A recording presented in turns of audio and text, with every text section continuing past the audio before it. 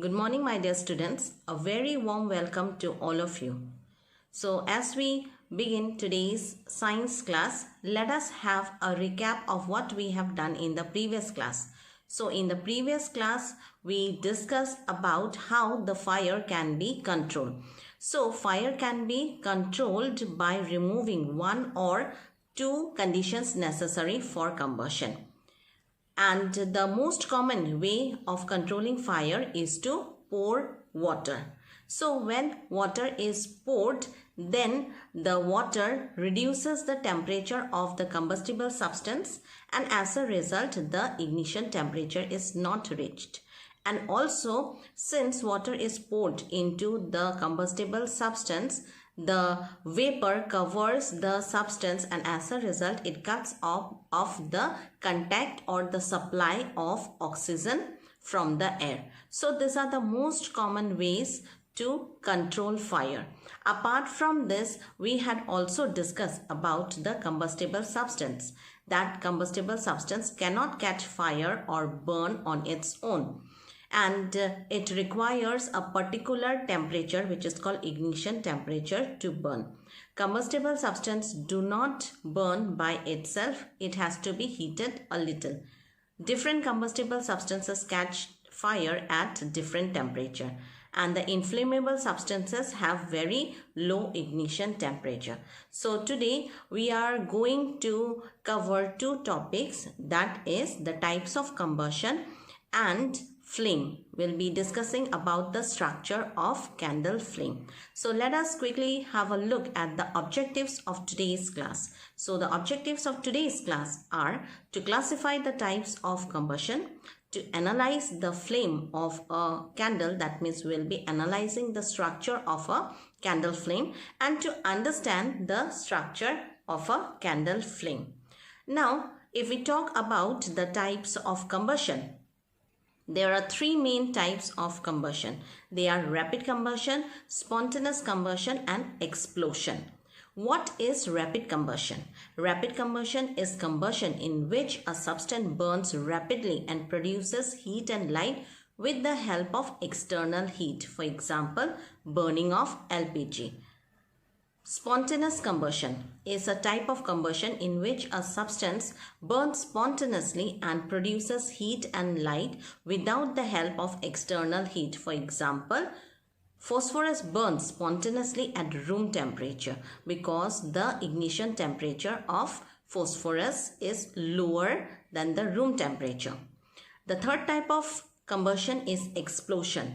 Explosion is a combustion in which a substance burns suddenly and produces heat, light, and sound with the help of heat and pressure. For example, when crackers are burnt, it explodes suddenly, and a very loud sound is produced along with the production of heat and light. So now here you will see that how phosphorus burns spontaneously. So this is a video which shows that phosphorus burns very spontaneously.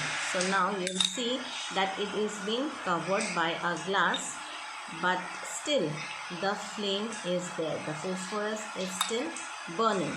Fine. Again it is being covered, and you will see that the flame has gone off, but again it begins to burn. So this is an example of spontaneous burning.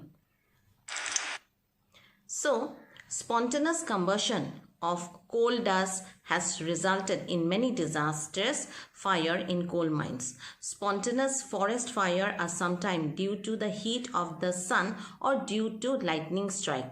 However, most forest fire are due to carelessness of human beings.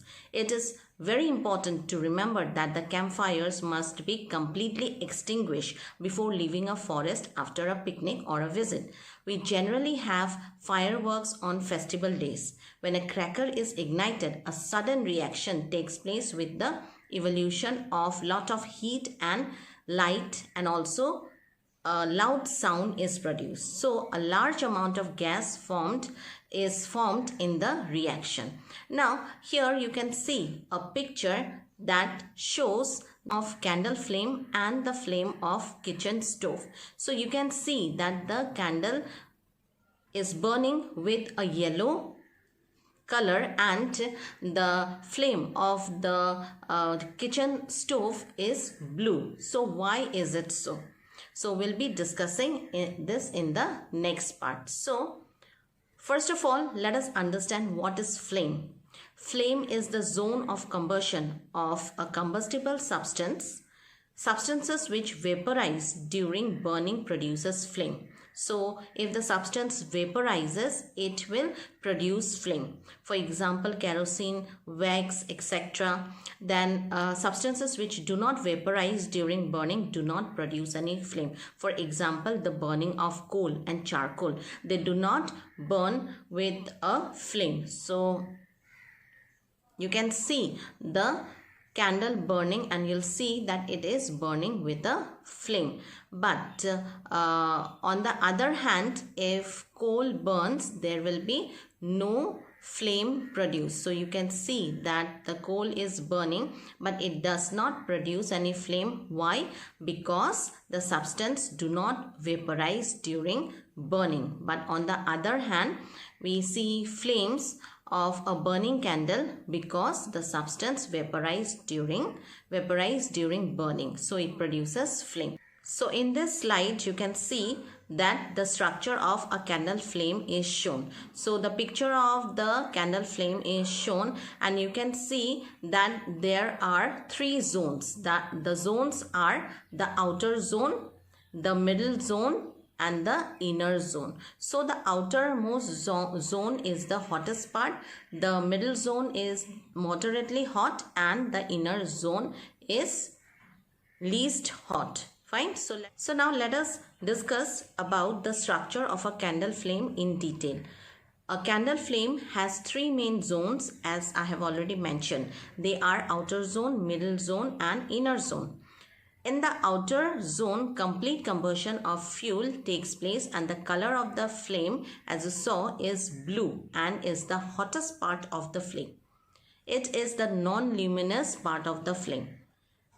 On the other hand, in the middle zone, partial combustion of the fuel takes place and the color of the flame is yellow and is moderately hot part of the flame. It is the luminous part of the flame. In the inner zone, there are unburned vapor of the fuel and the color is black and is least hot part of the candle flame. So now let us summarize what we have learned in today's class. So in today's class, we have learned that there are three main types of combustion, that is rapid, spontaneous and explosion. Flame is the zone of combustion of combustible substance.